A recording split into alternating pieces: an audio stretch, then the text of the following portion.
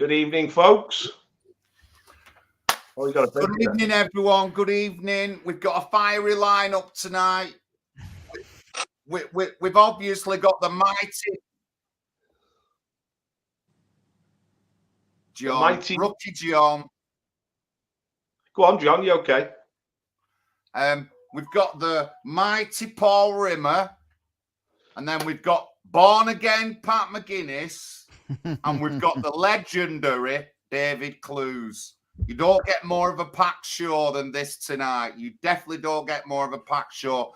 And I've obviously come with my Scottish tin, Tom, because we've got our David on. Is that cultural appropriation, Lawrence? No, it isn't. No, it isn't. You're British and you know it. Clap your hands. We're all Scots tonight. As a lot can see, it's opposing foreign conflicts. And if anyone with any noggin knows that since we invaded Iraq and that, it just caused upset across all of Europe and half the world. And I stood in Manchester with about 5,000 people to protest against the Iraq war. And I'm sorry, but a lot of people who are active these days, they weren't even around then. So I don't like people saying that, you know, that I don't do nothing. But I was there in 1999, central Manchester, St. Peter's Square, complaining, protesting against the war in Iraq, which a lot of us and a lot of people knew was wrong, but we still went into it. And since then, we've had Syria, Afghanistan, all over the Middle East, and right now there's Turkey bombing Yemen, and there's 4 million people going to be on the streets from Yemen, and the direction they're gonna come to the UK, a lot of them. So it's just absolutely killing us. But tonight we're on. Thank you to everyone in the chat. Good evening, everyone. Penny, I see Penny's on. Penny, please email me because I want to do an interview on your show about the party. So please get on to me. And if anyone, I'll put the party website up. And I'll put some links in the chat. So go on, Pat, you carry on. Let's end conflict. No more brother wars. Yeah. I mean, just one shout out to Arlene, your ex-girlfriend, John, who passed away tragically. And that's reminded me of your hat and scarf there. But yeah, welcome, David Clews. Thank you, Pat. I'll just say a quick thing. Yeah, I must hold my hands up that I was one of the idiots who was urging on the war in Afghanistan and the war in Iraq. And when I joined the so was I. And I joined the BNP. And they basically were against the wars, completely against the wars, campaigning to withdraw our troops, saying we should never have invaded. And I just couldn't understand it. All I was told about the BNP, they were nutters and they wanted to kill everyone. And they were campaigning for peace. And later on in my BNP career, Nick Griffin famously went on a hazardous journey through Lebanon into Syria to help write a letter for Assad's government to send to the Houses of Parliament to persuade our MPs to vote against bombing Syria, which would have enabled ISIS to take over and kill all the Christians. So, you know, the BNP taught me a lot. I'm a Christian nationalist. I don't agree with any of these foreign wars. I don't agree with Israel invading Gaza and carpet bombing civilian areas, massacring up to 6,000-7,000 civilians in the last few weeks alone. But yeah, I've got to put my hands up. I was one of those idiots who kind of was still kind of proud of NATO and stuff. Our party policy is to leave NATO. We're completely against NATO. They are the military arm of the anti-white agenda. There's no doubt about that. And I'm just happy that David Clews has come on the show to have a discussion about this stuff because he's. Can I just make a point there, Pat, about what you were saying? Well, John, just quickly, what we're seeing now is the fag end of the war on terror, which began all those years ago in 2001, which was created by the attacks on the Twin Towers, which themselves are very dubious and in need of fresh investigation. But this was a product of the fall of communism in 1989 and the end of history. And the West felt it was on a mission to go around the world creating democracy and liberty, because we had won the Cold War. But it wasn't democracy, it was fake democracy, and it wasn't real liberty. And of course, the Islamic world wasn't ready for this onslaught, because the Islamic world has its own method of doing things, its own civilization, and they regarded it just as imperialistic for us to go and impose ourselves upon them. But this led to war after war. You've mentioned Iraq, you've mentioned Libya, you've mentioned so many places, and it's culminated in this war in the Ukraine, which is really, we were told it's a war for democracy and for peace. And what do we get from Zelensky? Elections are cancelled. The church, the Orthodox Church, is being driven underground. There is no liberty. All opposition parties have been banned. And he's ruling the country almost like a fascist dictator. And this is the same now in Israel. Dave's only got 30 minutes. Let me carry on. We're going to come to you in a minute. Well okay. Right, so let me just come in, Pat. Which could be useful. Can I just come in 2 seconds and just say, I'm just... Well, I just wanted to say one thing. I just want to say David Clews is at the forefront of free speech. His channel's doing a great job, and they're an alternative to GB News, BBC, and Sky. And that's all I wanted to say. So all our people, all our viewers, please tune in to UNN if you can on Rumble and DLive, and they're on Twitter as well. That's all I wanted to say. Now I'll hand it over to you guys. One day. Yeah, it's just to say I am. What's the word? Was a cheerleader. I didn't realize I was on earlier. I'm just going to stream this live to UNN as well. So that just here, because there was a bit of a mistake. I need to sort out a couple of tech things, so I can stay with you guys for a wee while longer. All right. So just give me 5 or so minutes and let me sort out the tech side. All right. Yeah, it's streaming. Okay, well, I'll carry on with the narrative then. Well, I'll carry on with the narrative that we see unfolding before us. Because, as I say, this is the fag end of the war on terror, which itself was a product of the fall of communism and this Western zealous crusade to spread democracy and liberty around the world, which was entirely fake, because it didn't produce any democracy or liberty. It just produced death and chaos.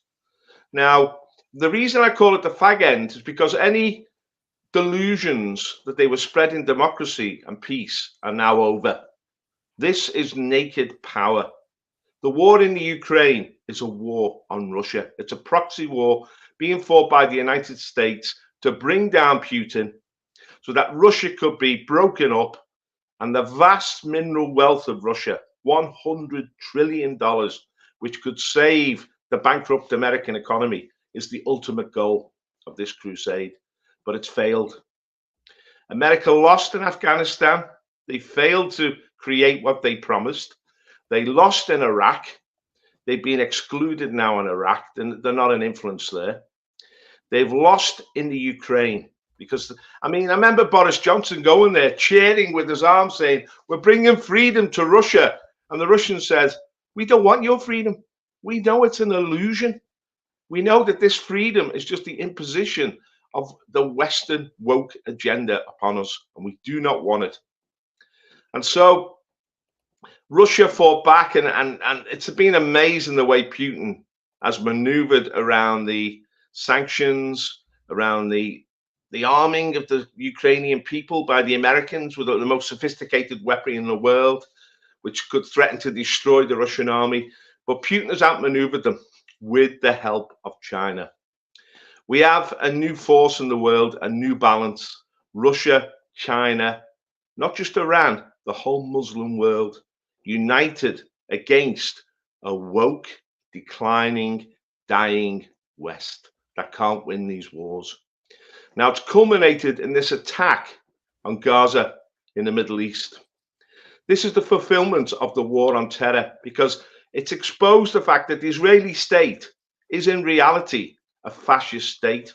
They're not just the opponents of Hamas and the Palestinian people. They want to grind the Palestinian people into the dust. They want to empty the Gaza. They want to drive them out. It's a thorn in their side, and they're not prepared for the two-state solution. Israel may well win this war militarily because of its overwhelming might. It's an asymmetrical war. But the future of the Israelites and the Jews around the world is now very much in jeopardy because they blacken their reputation across the entire globe. Only 7 nations voted with Israel in favor of this operation. And all those nations were America and their proxies, small islands in the Pacific Ocean. There is no international support at all for this campaign of genocide, this Holocaust that's taking place in the Gaza. Israel is acting like a thug. It's acting irresponsibly. It's created a situation in which it believes it was justified in destroying the Gaza. But all they've done is justify the world's wrath against them. Dave? Yeah, I mean, I agree. I think they've made a complete, excuse my language, a balls up of this, because if they said what happened on October the 7th, they could have taken their time. They could have built a coalition. Like even George Bush tried to build a coalition of the willing before he went into Iraq.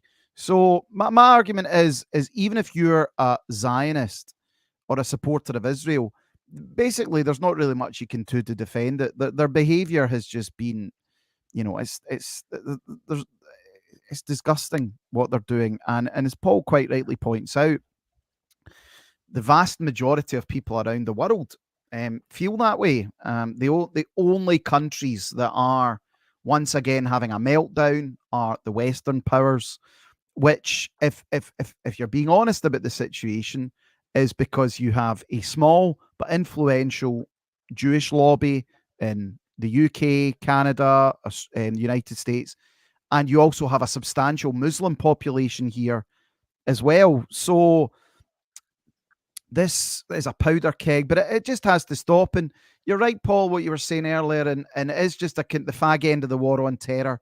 I mean, what wars? I mean, when the big war during the sort of the 70s was Vietnam, and then the 80s and 90s there wasn't much. There was the obviously the disgraceful bombing of Belgrade in Serbia, but there was no need for any of these wars in the Middle East. It's just been death and destruction. It's destroyed the West. It's cost a fortune, and everybody needs to oppose these foreign wars. It's as simple as that. Did you ever come across the book? The Clash of Civilizations. Yeah. Was it Francis Huntington that wrote that? Yeah, that was Samuel L. Huntington. Huntington, that's right. Fukuyama's book, The End of History. And he was saying, no, what's going to happen now is traditional history, is going to start again. And instead of everything covered by the Cold War, which made, communism against the West, we're going to see regional conflicts. We're going to see ethnic conflicts. We're going to see religious conflicts. Now, initially, America had this dominant position. They were the hyperpower. It was called a unipolar world. Right. And America felt they could do what they wanted. That any opposition they faced, they could ride over it. But America now, I believe America's in a death spiral. Yeah. I believe the stealing of the 2020 election has undermined the Great Republic so dramatically that it's just lost its compass. It's lost its focus. And you talked there about a small Jewish group in the West. In the United States, the Biden cabinet is effectively a Zionist government. Yeah, it is. And it's the New York lobby which controls America now. And the truth is, these people are doing a very bad job. They don't represent the democratic spirit of America. They don't represent the goodwill that America always produced around the world. People used to like Americans. They used to value Americans. Now people that regard Americans with deep suspicion, and they always think that America has a hidden agenda. All these wars, there's an ulterior motive. America is trying to accumulate power and wealth at the expense of other people. It just doesn't care for other people. This is because the Zionists now run the American administration. When the WASPs, the white Anglo-Saxon Protestants, ran America with the ruling class, there's been a revolution in America. This is what happened in 2020. The ruling class has changed. The WASP, the old traditional American ruling class, has been pushed aside, and a Zionist ruling class has come and taken its place. Completely true. This is why the wars that are unfolding in the world that have a very different nature from the wars America fought in the past. America always felt that it had a moral sort of justification for fighting these wars, but now it's much more brutal than that. I just sense that America is desperate, and it's simply identified Russia as an enemy. And the way they tried to stigmatize and demonize Russia for a whole year during this Ukrainian conflict is an absolute disgrace. I mean, they tried to make Russians the pariahs of the world.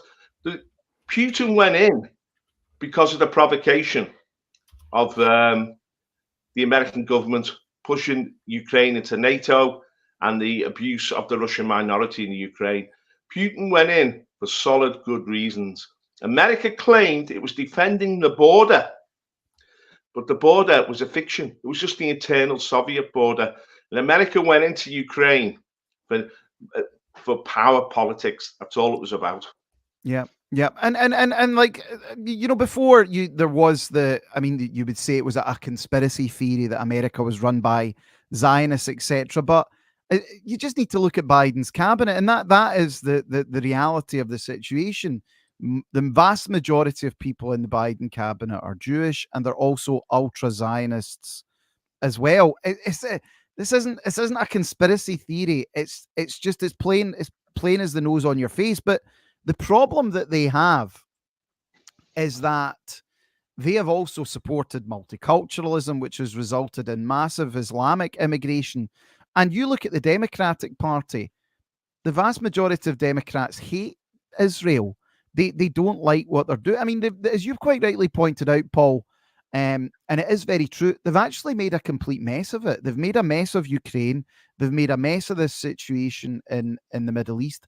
And if anything, they are jeopardizing the future of the state of Israel and the safety for a lot of Jewish people. Now, again, the fate of the Jewish people isn't my number one concern, but looking at it from an outside perspective, and there are a lot of prominent Jewish people now talking about this, the behavior of the state of Israel, the behavior of these political classes is actually making life very, very difficult for everyday people. And, you know, we will criticize the behavior of European politicians, making our lives difficult. And this is where so many people have lost the plot, because you look at Netanyahu, what he did during COVID. He was a tyrant. He locked his country down. He brought in a system of segregation between the vaccinated and the unvaccinated.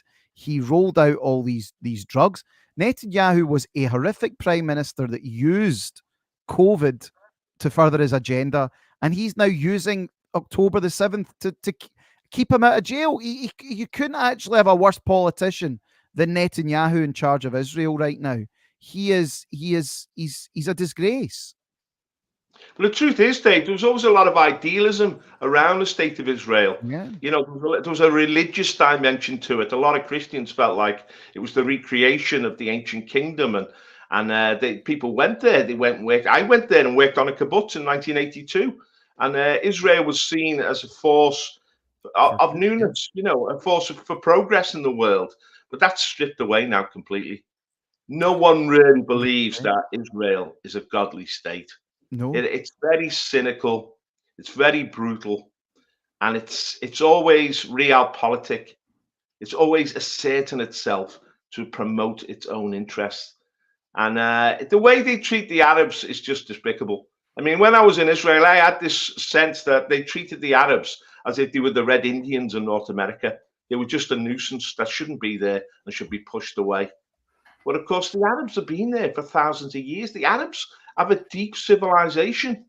The Arabs have a deep culture. And of course, it's a transnational culture. It goes right across the Middle East. Indeed, it's part of the Islamic Ummah, which goes right across the world. I mean, the Israelis have stoked an incredible beast here, because you're talking about 2 billion Muslims around the world. I'm really aggrieved about what's going on in Gaza. Really aggrieved, really angry. You know, angry. I was thinking about this the other day because you know many of us as well were, you know, as I said, pro-Israel, believed this sort of counter-jihad propaganda. If that was real, why has there not been? And I'm thankful there hasn't. But why has there not been multiple suicide bombings in America? Why has there not been multiple suicide bombings in London? Because the reality is, yes, there is a threat coming from a small but dangerous segment of Islam, but that is not representative of the vast majority of Muslims, which is the rhetoric of the likes of Tommy Robinson and Douglas Murray, that these 2 billion people, every single one of them want to kill you. They all want to see you dead. Now, I'm not saying that they're our best friends, but that's just not true. And it's being done in the interests of the state of Israel. It's not being done in the state of West. And the other thing is, if this Muslim population is so hostile, well, we've got a government who is ultra pro-Israel, and it's antagonizing these people, and we're the ones that will then face the problems. You know, it's our kids, our grandkids, that are going to be on the receiving end of our government's policies. Poll after poll has shown the vast majority of people in this country want a ceasefire in the Middle East. They want this to end. They don't like seeing kids dead. Yet the government takes this ultra-slavish pro-Zionist point of view. But then when have the government ever listened to us? Poll after poll has shown people have always been against mass immigration, and they never ever do anything about it. So, you know, it's just the same old, I'm afraid. This is the illusion of democracy, Dave, that we've all sort of give up on. We now know that these claims that they're fighting for democracy and liberty are just absolute nonsense. Yeah. And what it really is a cynical ploy. Because can I just say this, John, very quickly? We feel now that we're being manipulated to fight the Muslims on behalf of the Zionists. Yeah. The white Christian people of Europe and the West are being cynically manipulated to go to war against Islam. That's what happened in the war on terror, and that's what they're trying to recreate now. But it's not going to work this time. We're too savvy now. We've been through this process. No, it's not, and that's where. Sorry, John. Just let me jump in. That's where the feedback against Britain First, Tommy Robinson, Douglas Murray has been so noticeable. And that's where I was surprised that they just started recreating all these talking points. But I think we've had about a month or two of it. They've had their time in the sun, but it's now. And John, you'll know all about that because you know all these guys. You've been around the block, and all of us, again, if this was maybe 5 years ago, we would have been singing from a different hymn sheet. But with the events that have happened in the last 5 years, our eyes are open now. Definitely. So Serena asks, are all our politicians bought and paid for by Israel? Maybe, but one of the things that the West does, we supply Israel with weapons. I've talked about this. I've talked about Ferrantes in Oldham who make chipboards for the missiles and all that lot. So we're earning good money. Companies in the West are earning good money selling these weapons to Israel, which I'm totally against. And there was a factory in Oldham making these weapons last year, and they did a whole host of protests against it. And I went up a few times and I talked about it and stuff. But again, it's money. It's money made through weapons. But yeah, they probably have bought and paid for some of our politicians for sure. But again, the other side of it is that we make weapons for Israel and then they bomb everyone. You know what I mean? Which I'm totally against. I just want to point out that we've got a lot of viewers on tonight. That's certainly because of the legendary David Clews. Please link up to my DLive channel. It's streaming there now. And obviously, if you're not following me on YouTube, follow our YouTube channel. We do have other links in the description for other various social medias. But thanks a lot, guys. Thank you. And I see some names that I know off DLive. I just want to mention, the other night I was listening to David, and he mentioned about the buzzwords, racist, Islamophobe, and I totally agree with him that they're not worth the paper that they are written on now these days, them kind of words. And that really is so important, because we need to oppose all these. I mean, these are all cultural Marxist terms to silence people. We can't use them, and we have to oppose them. Mark Collett actually put up a good post, and I shared it, and I know David Curtin's also been speaking out against it as well. There's this woman, and she's got the one up with it's like coconuts. Now, I think that's fair to say that could be construed as an offensive thing to say these people are coconuts.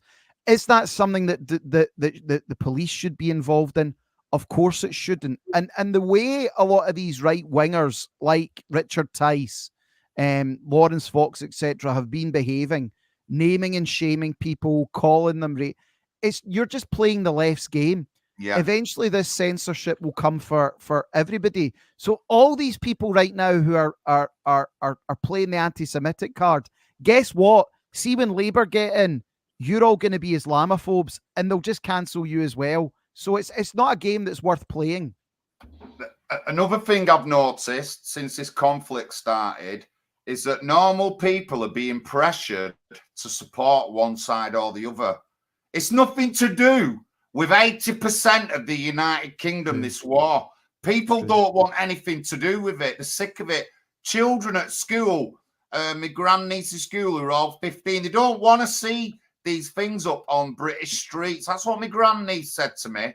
Why is this playing out in England when it should be playing out somewhere else? We all say that, and that's coming from a 15-year-old. And a lot of her friends... That's the nature, of globalisation. And it really globalisation removes your barrier, and you're plugged into every conflict in the world. Yeah, I wanted to just talk about this issue of hegemony. It's a really key word. Dave mentioned before, the Jewish populations are relatively small in Europe. They're not so small in America. There's 6 million Jews in America, mainly concentrated on New York City. But hegemony, it means you have the leadership, you have control. What designers do is that they move into the important centers of society, what are called the locus of power. That's finance, government, the media, social media, the armaments industry. The key roles in society, they move into these roles and they become the leading force in society. And that's what's happened in America. It's not that the Jews resent the fact you call them the ruling class in America. They now boast about it. But because they control America, they control Europe as well. Our government will not go against the Jewish Zionist agenda. No government in Western Europe will.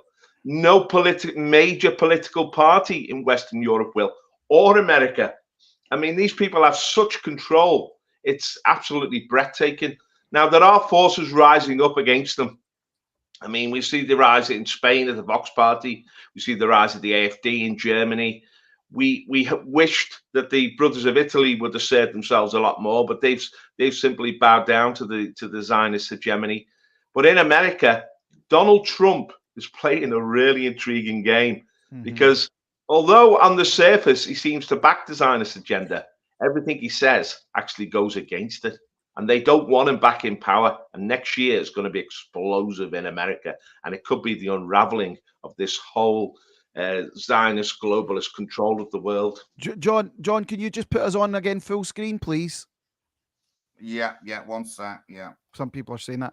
The thing is as well, Paul, and people find it uncomfortable, this discussion, obviously, because you've had the post-Holocaust narrative, and it is uncomfortable for people. People know that being accused of anti-Semitism is the cardinal sin. But for me, fundamentally, I just think it is about nation states being in charge of their own affairs. And I think, yes, the Zionist influence is the number one influence, but unfortunately, we in the West also have problems with Arab influence. The Saudis carry a lot of power in this country as well. You look at the defense deals that's there.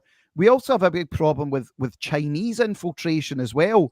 I don't think that they're perhaps as in your face, but there's a lot of Chinese money out there as well. And fundamentally, the Christian values that we have in this country are not really compatible with Zionism.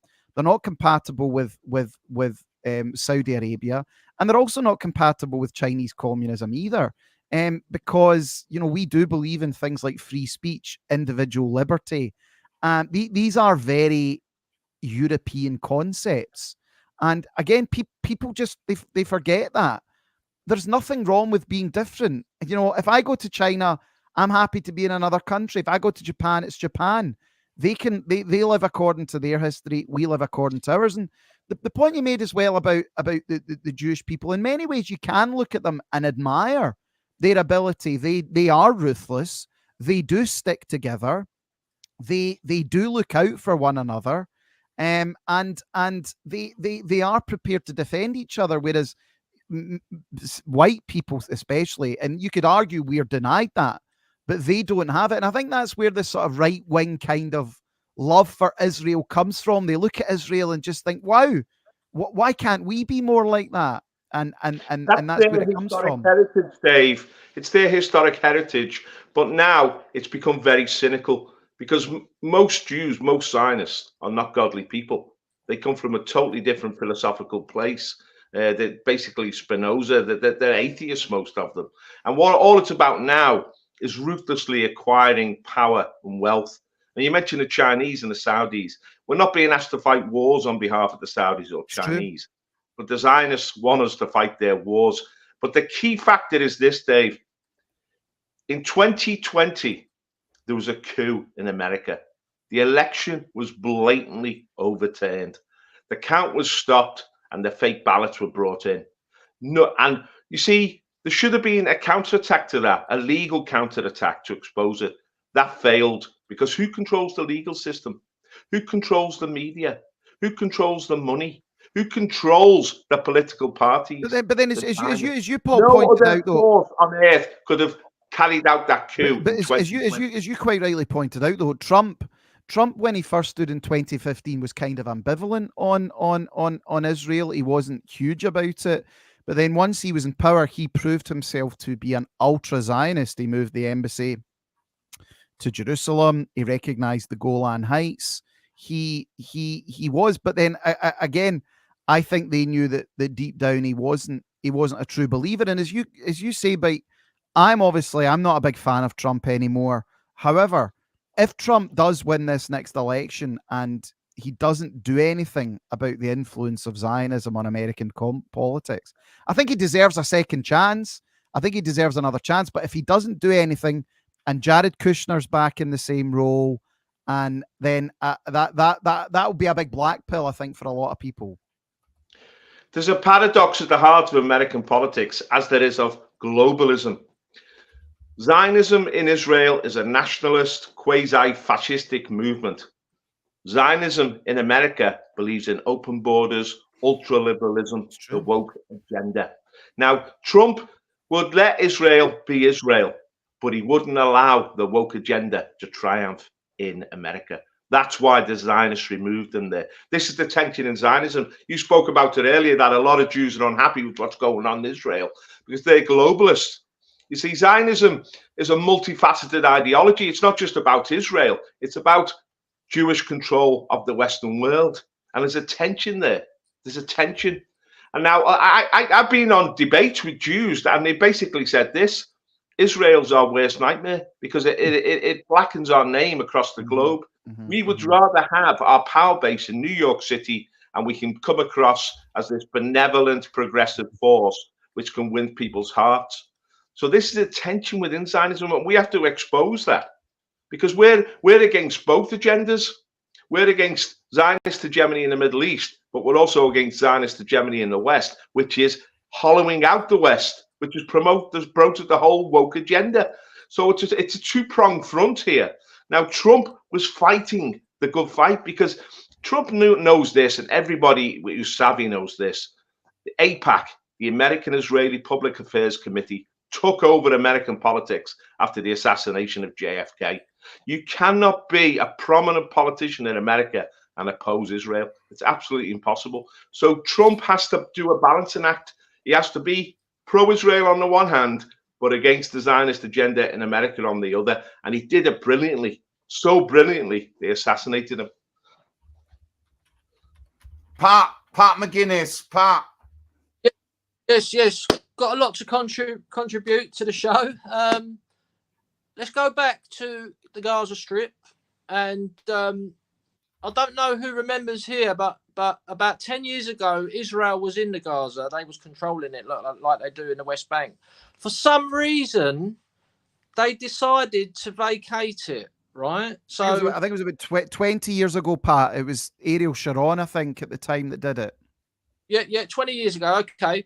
So they basically said, right, we're going to pull out. We're going to give you the Gaza. You can have it, right? I personally think this was a long-term plan, what they were doing. They pulled out and they probably even helped Hamas to take over. They murdered all the PLO officials. They took over the Gaza Strip. So fast forward 20 years. Now they kind of allowed this attack to happen, this October the 7th attack, and this has given them the green light to then go into Gaza, and they're now going to annex it. That is what is going to happen. It's pretty obvious what they're going to do.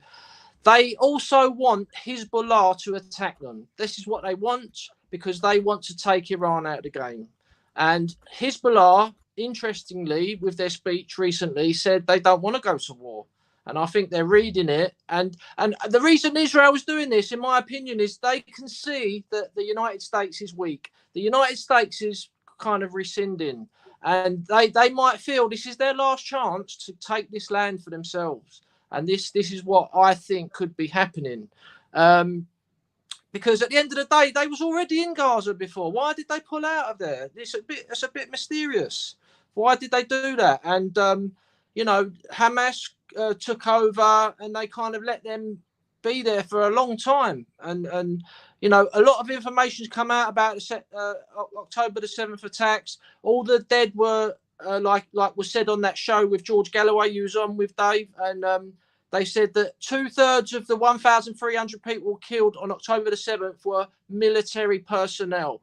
There was only one baby in the names, what was released. So that if those figures are true, and that is true, what George Galloway show said, the 40 beheading babies was a complete fake news story to galvanize the West, to egg them on to invade Gaza and annihilate Gaza. And it all seems to be one big plan. But all the people walking around putting these posters up with faces in London. Why are they putting posters up of kidnapped people in London? Oh, I saw her down King's Cross the other day. Like, they're in Gaza. They're not in the United States. Go on, Pat. Yeah. So that's all I've got to say, really. I think this is a cynical plot. I mean, this goes back to 9/11. Israel are the prime suspects who done it. To get the green light, like everyone on the show tonight has said, Israel have got us to fight their wars for them. Iraq, Afghanistan, Libya. They tried it with Syria and failed.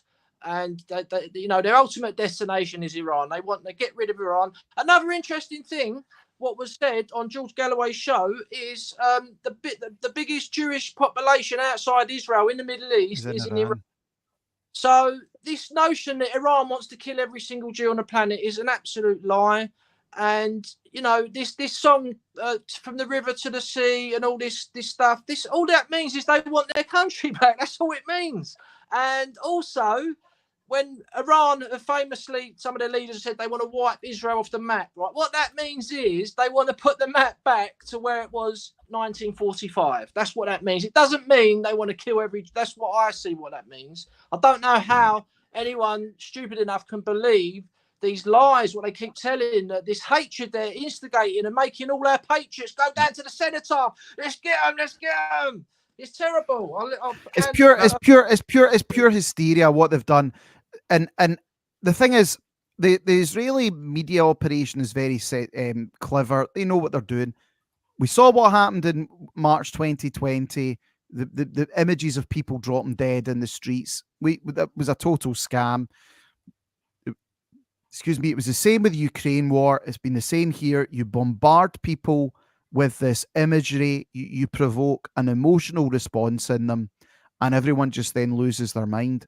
Instead of being able to sit and actually have a civilized adult conversation about this. And again, whether people want to hear it or not, Christianity is very different from both Judaism and Islam.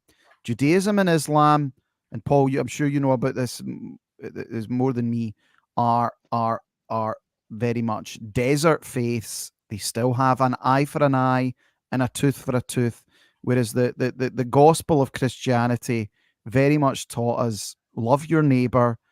If you live by the sword, you die by the sword. Now that doesn't mean that you become a pacifist and just let all sorts of bad things happen to you. But there is a recognition that you don't just go out and for every one of yours killed, you go and murder 100. You know, that's not how Christians behave. I think Pat hit the nail on the head there. So obviously, if you look at the Labour Party, you look at the Tories, you have a little group in it, Friends of Israel, and they've infiltrated all the parties like that. Let me just tell you, the Nationalising Party, we're not going to be friends with anyone unless they're from the UK, Scotland, Wales, Ireland. That's it.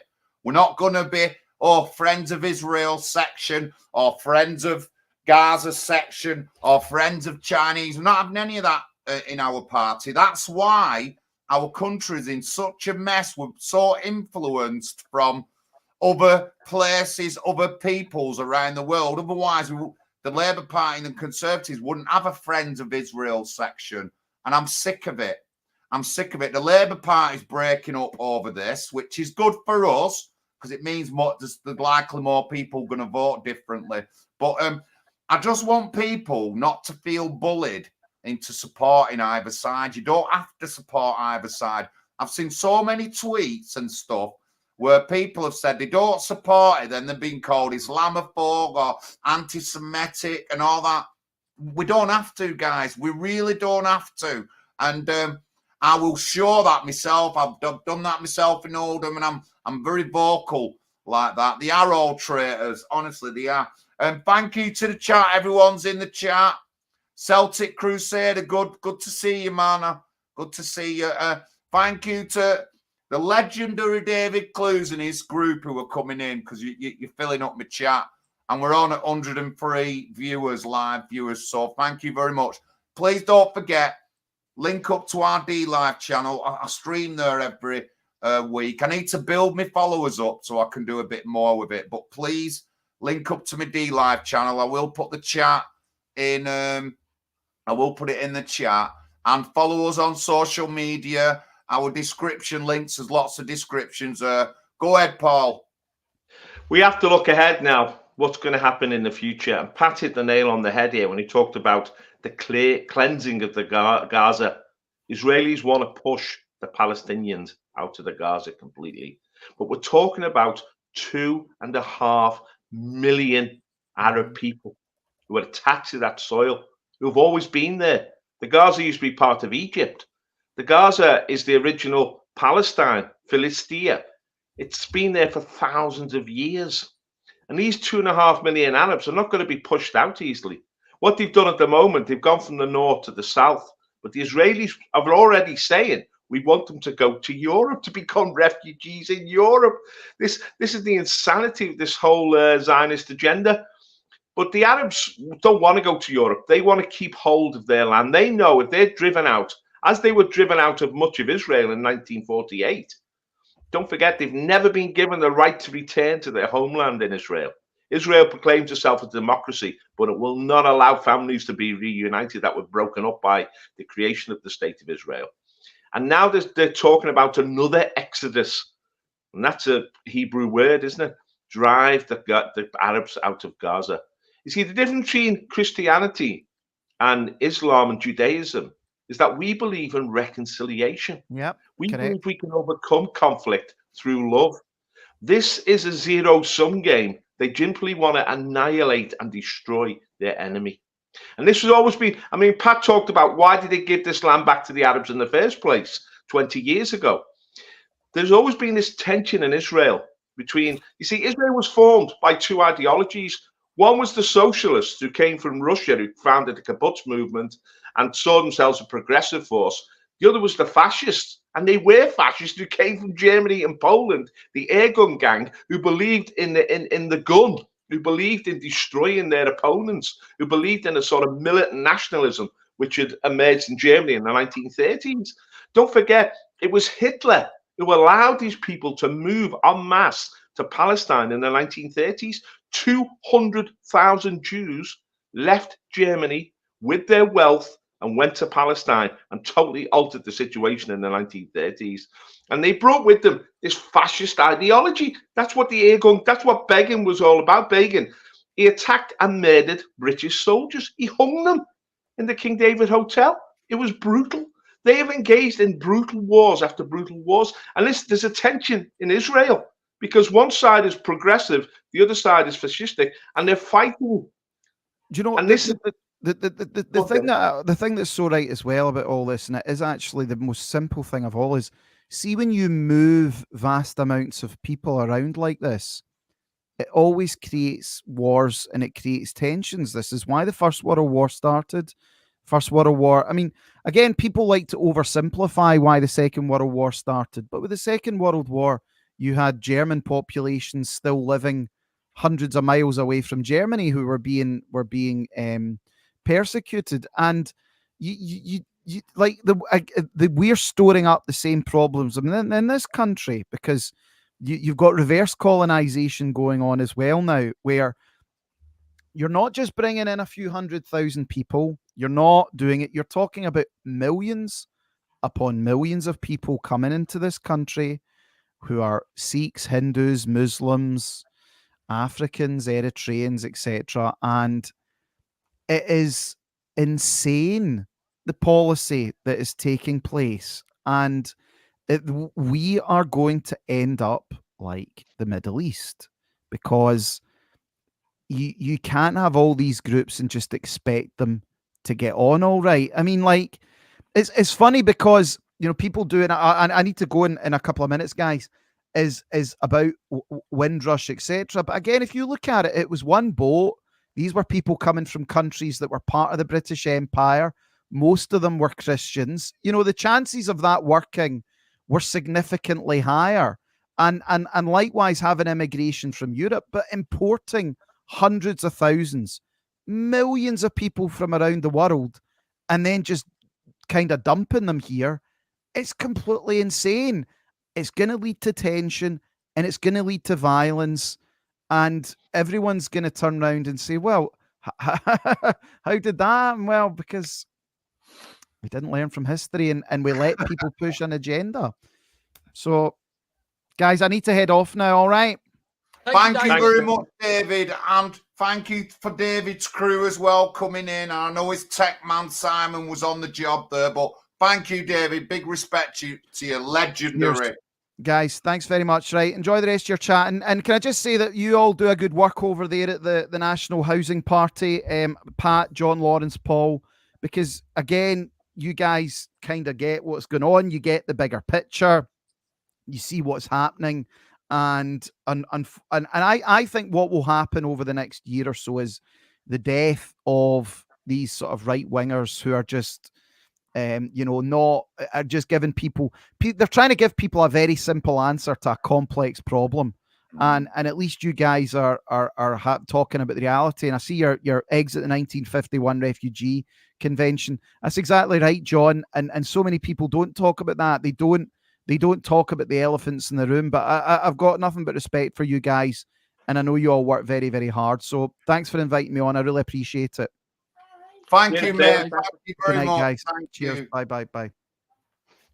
Yeah, just let me say something about David Clews. He is an absolute legend, and everybody watching, please support the UNN news team. They're providing an alternative news service other than GB News, because GB News, the people who run GB News are the enemies of Britain.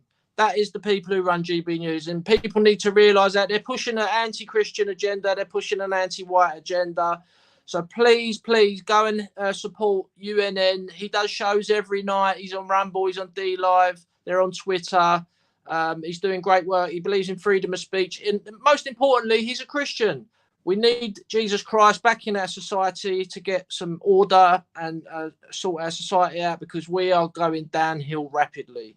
And that's one of the main reasons we've got weak borders, is because we've got weak families. Christian produces strong families, which then produces strong borders. So, yeah, lovely to see David Clews coming on there. But just a quick one, going back to the Gaza Strip. So the people who are watching and they don't really know about Israel, the West Bank and Gaza, the West Bank and Gaza are not connected. You got a large part of Israeli land in between the two. So 20 years ago, Israel decided to take their troops out of the Gaza Strip. So the question I'm asking is, why did they only do that in Gaza and not the West Bank? It all looks a bit suspicious to me, because now they allowed Hamas to rise up, and it gave them the excuse to completely invade and flatten the place, and they're going to ethnically cleanse the place now. Over to you, Paul.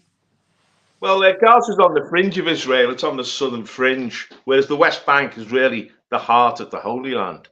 So, I mean, it involved East Jerusalem. Its proximity to all Israeli towns, it's very close. So the Israelis wanted to maintain control of the West Bank. They gave a sort of pseudo-autonomy to the Palestinians, but that was quickly removed. They built a wall to wall them in. They're in like a mass prison camp, but they're also stealing their land constantly through the settler program. Now, what we've got to do, guys, is look ahead, because this is an unfolding situation. America is in steep decline. The West is in steep decline. The Islamic world, Russia, and China are gaining strength, especially with a president like Biden in the White House. China has yet to speak. China is, in a sense, the elephant in the room. It is becoming more and more the powerhouse of the world, and it's going to assert itself eventually. Now, that means that America, in order to be the leading power in the world, to maintain its hegemony, which is now part of Zionist hegemony, they're going to need us to fight for them. They're going to need old Britannia, the old Commonwealth and Western Europe, to actually fight on their behalf. And this is what we've got to rouse our people against. We will not be the cannon fodder for the Zionist-controlled America. I mean, they've done it in the past. They hoodwinked us in the wars, in the Gulf War and in the war against terror. I mean, it was all a manipulation, just as the COVID thing was a manipulation.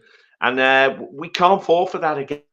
This is the danger of the likes of Tommy Robinson, winding people up to fight against the Muslims, as if the Muslims are our primary enemy. The Muslims are not our primary enemy. The best we can hope for is to separate from Islam. Let them have their sphere of influence. We have our sphere of influence. We don't want to be in a state of perpetual warfare against them. But to do that, we're going to have to overthrow the Zionist elite, which is taking control of the West. This is why democracy is really important, because what the Zionists have done, they've made democracy a woke Jewish joke. They've actually undermined democracy and made it ineffective by controlling the two major parties in country after country. It's the populists, it's the Donald Trumps, it's the Marine Le Pens, it's the Vox Party, it's the AfD, it's the National Housing Party that have got to be the voice of the people. We actually love our people, love our nations. We want to preserve them. We want to prosper them. We want to see our people flourish. These people don't. They want to use us and manipulate us and abuse us.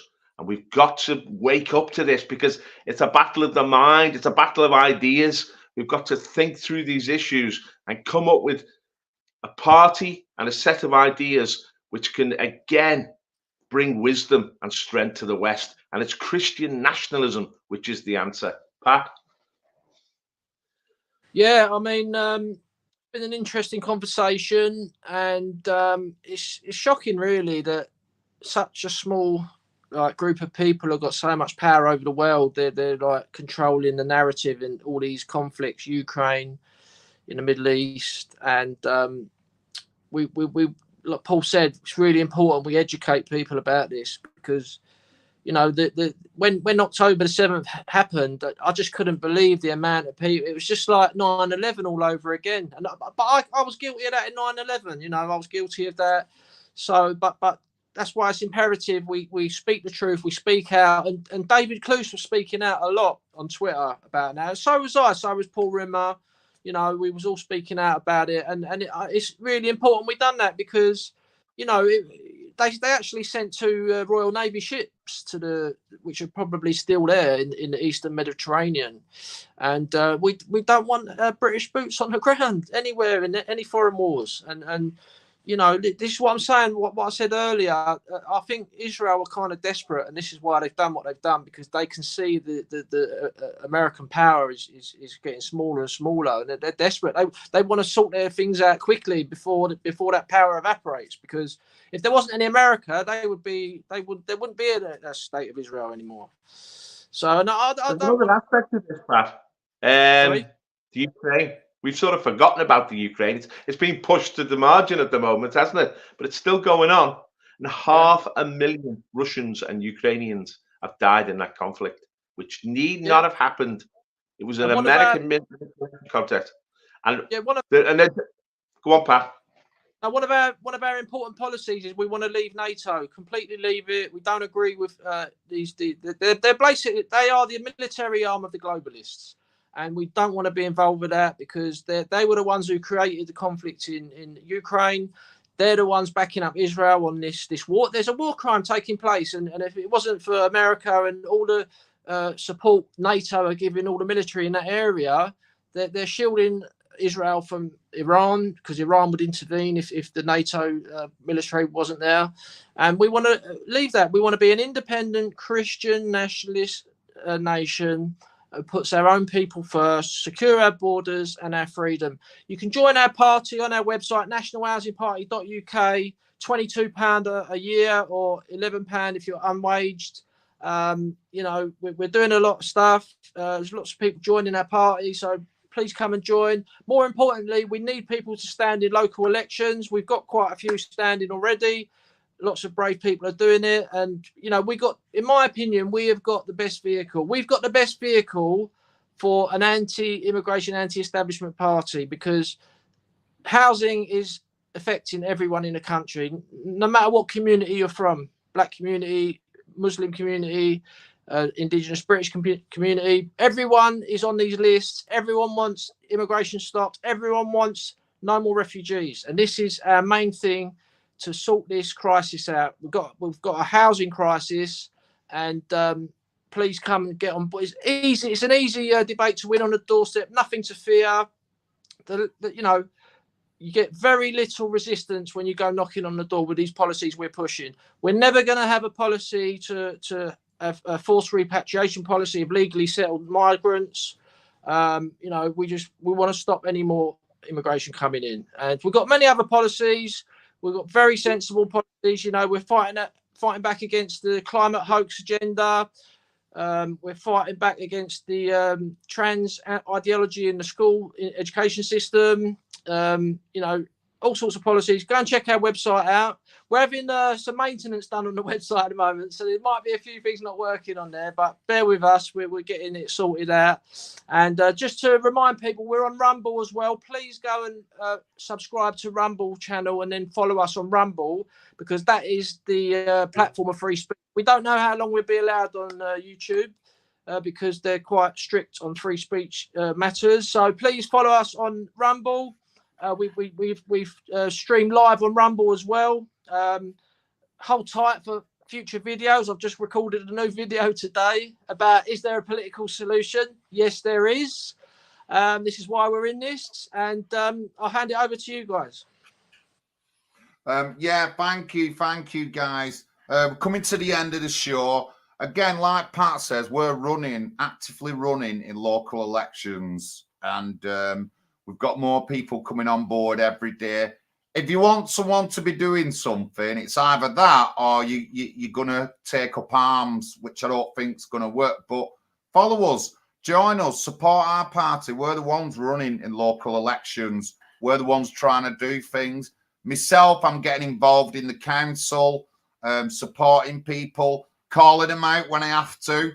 We were at a meeting last year and I brought up postal vote, not postal voting. I brought up voting fraud, which is a big thing in Oldham. And the chief executive absolutely pulled his face, but I was in all the right in the world to say that. So, and I stick by my guns. If I believe something or I'm going to say something, I say it. And a lot of you know me. I don't say things differently in private than I do online. Whatever I say online, I'll say in private. Whatever I say in private, I say online. That's it. Simple as it. There's no curtain. There's no two different sides. Whatever I say in private, I will say online. Whatever I say online to the public, I'll say in private. It's simple as, and that's what I think everyone should be. But again, don't feel intimidated, because that's what it is now. People being intimidated to support either Israel or Palestine. So just a load of bollocks. It really is, guys. We should be supporting the United Kingdom and what's going on here. Forget all the brother wars. Forget all the wars around the world that nobody wants.